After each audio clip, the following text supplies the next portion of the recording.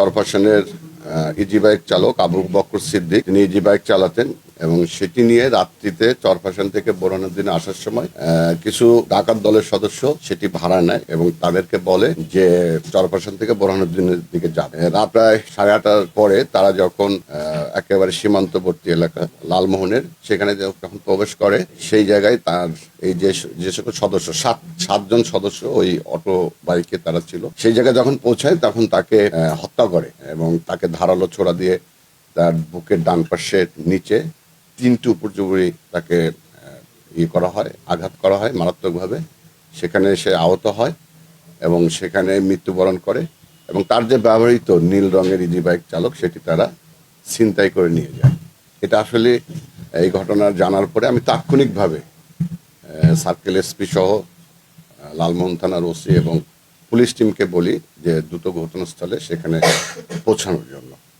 আমার সেই টিম সেখানে দ্রুত ঘটনাস্থলে যায় এবং সেই ওখানে যাওয়ার পরে যে আবু বকর সিদ্দিক যে ইজি বাইক মৃত অবস্থায় ছিল, প্রাথমিকভাবে সেখানে আমরা জিডি মূলে সুরতাল করি, আমাদের টিম যারা সুরতাল করে এবং সুরতাল করার পর তার পোস্টমর্টমের জন্য তার লাশ আমরা পুলিশ স্কটের মাধ্যমে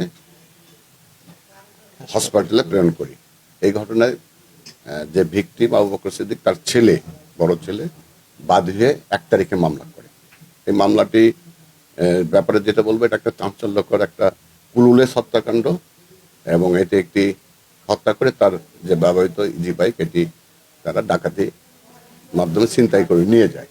এই মামলার আসলে মূল যেটা হলো যে এটা কোনো ধরনের আমাদের কাছে ফিজিক্যাল এভিডেন্স ছিল না। আমরা চেষ্টা করেছি যে কারা এটা করেছে, তো কোনো সাক্ষ্য প্রমাণ আমরা সেখানে কেউ বলতে পারে নাই, কারণ তার লাশ যখন ওখানে ছিল শুধু লাশটাই ছিল। আমরা প্রযুক্তির সর্বোচ্চ ব্যবহার করে এই আসামিদেরকে আমরা, আমাদের যে টিম, আমার এডিশনাল এসপি, ওসি এবং তদন্তকারী অফিসার সহ আমাদের যে পুলিশ টিম, তারা এটি আসামি শনাক্ত করেছে। শনাক্ত করার পরে গতকালকে আসামি যাদের মূল হত্যাকারী ইব্রাহিমকে আমরা গ্রেপ্তার করি এবং ইব্রাহিমকে গতকালকে আমরা কোর্টে প্রডিউস করলে সে স্বীকারোক্তিমূলক বিজ্ঞ আদালতে জবানবন্দি প্রদান করেন। তার দেওয়া তথ্যের ভিত্তিতে আমরা আরও 2 জনকে অ্যারেস্ট করি, যারাও এই হত্যাকাণ্ড এবং এই ডাকাতি ঘটনার সাথে জড়িত ছিল। অতি অল্প সময়ের মধ্যে আমাদের তথ্য বিশ্লেষণ এবং আমাদের গোপন সোর্সের মাধ্যমে আসামি শনাক্ত করে এই হত্যাকাণ্ডের সাথে জড়িত আমরা ইতিমধ্যে 3 জনকে গ্রেপ্তার করেছি।